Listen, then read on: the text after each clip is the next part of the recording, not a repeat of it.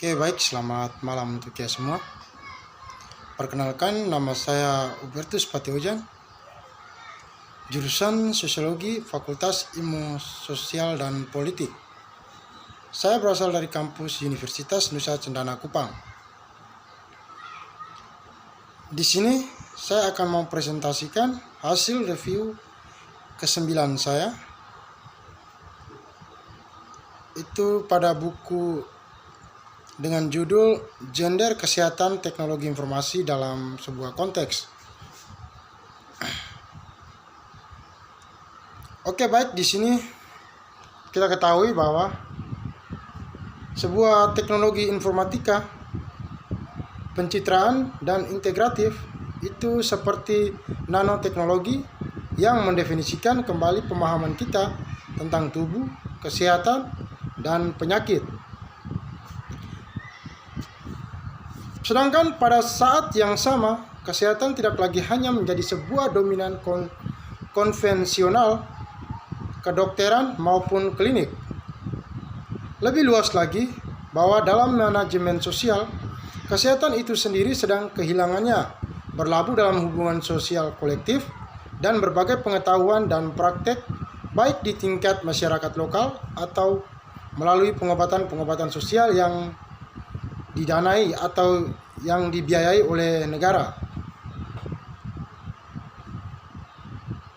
Di sini kita ketahui bahwa teknologi yang mengubah kesehatan juga itu sebagai sarana yang melaluinya secara individualisasi yang dapat terjadi melalui iHealth, tes diagnostik, dan komodifikasi restoratif pada jaringan seperti sel induk dan embrio hasil sebuah kloning. Sering ini juga mengeksplorasi proses-proses ini di dalam dan di luar sebuah domain konvensional pada sebuah klinik dan menanyakan apakah proses tersebut itu mencapai suatu pergeseran kualitatif dalam tatanan sosial dan nilai obat pada kesehatan. Di sini pada yang menemukan perkembangan teknis dalam sosioekonomi dan politik itu yang lebih luas pada proses tiap teks yang dapat membahas atau mengkritik perkembangan terkini di dalam sebuahnya teknologi kesehatan di bidang tertentu. Pada bagian ini juga didasarkan pada berbagai analisis yang disediakan oleh sebuah ilmu-ilmu sosial. Seperti itu juga dalam sebuah pembahasan pada peran teknologi dalam produksi, konsumsi, dan penggunaan informasi kesehatan itu dapat mempertimbangkan sebuah masalah dari kedua kebijakan dan perspektif praktik. Di sini juga kita ketahui bahwa di seluruh dunia sebuah teknologi informasi dan komunikasi atau TIK itu semakin banyak digunakan dalam pemberian perawatan sebuah kesehatan. Di sini juga informasi sistem untuk mendukung sebuah berbagai kegiatan keperawatan kesehatan termasuk pengumpulan informasi kesehatan sebagai distribusi informasi kesehatan kepada warga negara dan diagnosis serta perawatan yang lebih baik yang telah dikembangkan dan mencerminkan prioritas politik hingga pada baru peningkatan akuntabilitas, sabar dan keterlibatan publik itu dalam pengobatan yang berbasis pada sebuah bukti. Di sini juga kita ketahui bahwa ketika komputerisasi pada perawatan kesehatan terjadi, itu ada masalah dan tantangan sosial dan politik yang baru muncul. Pengenalan pada sebuah sistem informasi menjadi tempat kerja sektor kesehatan dapat mengubah cara kerja yang dilakukan. Sedangkan ketersediaan informasi kesehatan pada online yang sekarang ini kita ketahui meningkat menggunakan sebuah informasi-informasi dengan menggunakan teknologi itu sangat meningkat. Peningkatan sejumlah besar yurisdiksi dan masalah-masalah hukum. Sedangkan pada teknologi pencitraan baru seperti resonansi itu magnetik pencitraan atau MRI dapat mengungkapkan bagian tubuh yang sebelumnya tak terlihat hingga hingga menimbulkan sebuah pertanyaan baru bagi praktis dan pada pasien. Seperti baru sistem informasi, itu dikembangkan keputusan penting juga.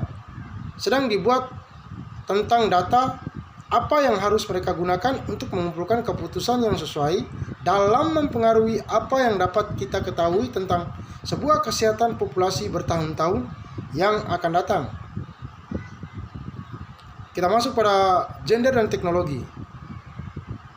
Kita ketahui pada gender dan teknologi itu ada badan kerja yang signifikan yang sangat menjelajahi sebuah hubungan teknologi yang gender, termasuk TIC atau kontribusi penting, termasuk mereka Weidman pada tahun 1991 dan Green dan Gill pada tahun 1995, Lai pada tahun 2003. Tetapi sangat menyala yang mengeksplorasi pada sebuah hubungan TIC yang gender dalam pengaturan perawatan kesehatan itu pada sebuah khususnya juga.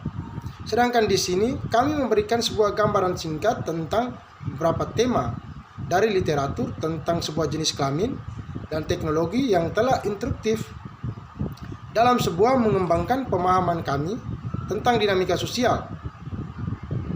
Maka dari itu di sini kami memberikan sebuah gambaran singkat pada pemahaman dinamika sosial yang kami paham yang terlibat dalam penggunaan sebuah teknologi atau TIC dalam sebuah pengaturan atau perawatan kesehatan. Oke, baik, di sini sebuah gambaran itu tentang sebuah jenis kelamin dan teknologi itu menunjukkan bahwa perempuan dan laki-laki berbeda dipengaruhi oleh perubahan teknologi dan penelitian yang dilakukan pada tahun 1980-an dalam membantu menantang pandangan bahwa teknologi netral itu dan nilai dan guna. Sejalan dengan pendekatan pembentukan sosial untuk memahami hubungan teknologi masyarakat, maka dari itu teknologi dipahami sebagai bentuk untuk mencerminkan dan memperkuat suatu hubungan hierarkis pada kelas dan gender itu, khususnya pada Cockburn itu pada tahun 1983 dan 198 itu sekitar pada sebuah waktu yang sama. Kedua para ahli atau ilmuwan sosial dan ilmuwan komputer di negara-negara OECD mulai mempertimbangkan apa sebuah arti wawasan ini untuk praktik kerja dan desain sistem dan koleksi baru yang mengeksplorasi sebuah hubungan gender dan desain yang diterbitkan.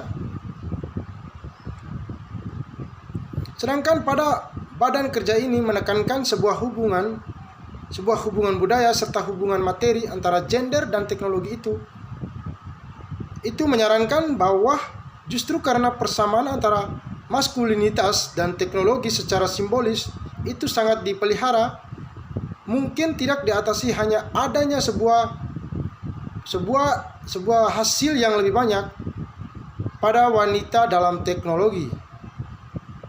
Di sini juga pada munculnya internet menawarkan peluang bagi analisis budaya tentang hubungan teknologi gender dan berkembang, dan seperti yang diperunasikan oleh Weidman pada tahun 2004. Sedangkan dekade ini menandai sebuah munculnya apa yang akan disebut sebagai feminisme cyber, sementara beberapa teks yang sangat-sangat feminis sehingga terkenal dalam periode ini melihat bahwa internet dan TIC lainnya sebagai memperdayakan perempuan yang sangat lebih jelas. Seperti yang kita lihat bahwa misalnya pabrik pada tahun 1997. Di sini beberapa karya penting terus menginterogasi klaim untuk potensi paremigan bagi kaum perempuan. Sedangkan pada akhir dekade langkah yang menuju pemahaman konstruktif tentang gender pada sebuah teknologi. Sedangkan pada teknologi dan kesehatan itu ada beberapa badan literatur terkait termasuk sosiologi medis dan antropologis medis. Di sini kita ketahui bahwa dalam studi sains dan teknologi komputer yang didukung kerja sangat kooperatif.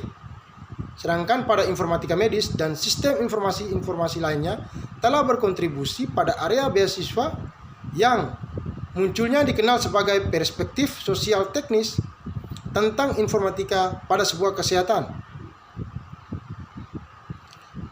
Maka dari itu, oleh beberapa asumsi dan praktik yang bersama, itu juga membentuk banyak pekerjaan dalam koleksi ini. Pertama, ada asumsi bersama bahwa salah satu alasan utama mengapa sebuah teknologi baru tidak secara otomatis mengakibatkan perbaikan sosial dan organisasi yang diklaim adalah karena kurangnya kecocokan antara teknologi dan konteks dalam sebuah penggunaan. Sedangkan sama seperti Bitker et al.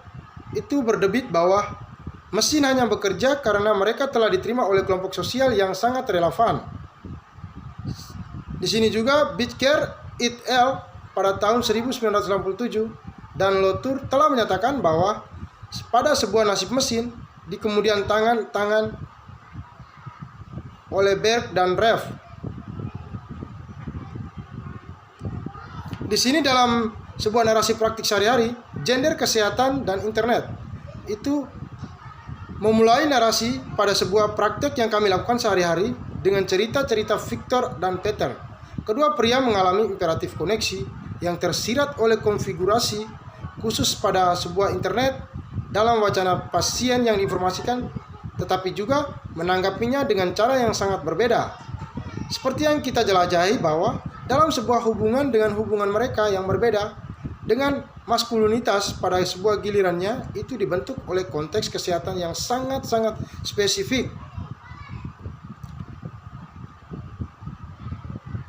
Sedangkan kita ketahui bahwa pada seorang Victor yang berusia pada 59 tahun dan ia sudah menikah. Di sini ia dan istrinya memiliki 3 children. Pada semua dewasa dengan yang termuda tinggal sebagian di rumah. Victor bekerja sebagai konsultan personel dan istrinya bekerja separuh waktu sebagai sekretaris di sekolah. Maka dari itu, dari pembahasan saya di atas, saya mengambil sebuah kesimpulan dalam buku ini bahwa di dalam buku ini telah menunjukkan bagaimana signifikansi sebuah simbol internet tidak dapat diremehkan. Di sini juga kita ketahui bahwa peserta dapat dipahami sebagai posisi yang terkait dengan wacana pasien informasi.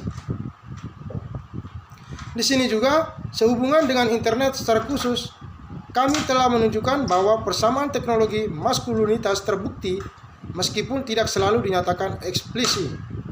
Dengan demikian, kami berpendapat bahwa respon Victor dan Peter terhadap pertanyaan-pertanyaan tentang penggunaan internet dapat dipahami sebagai indikasi kesadaran mereka akan persamaan ini.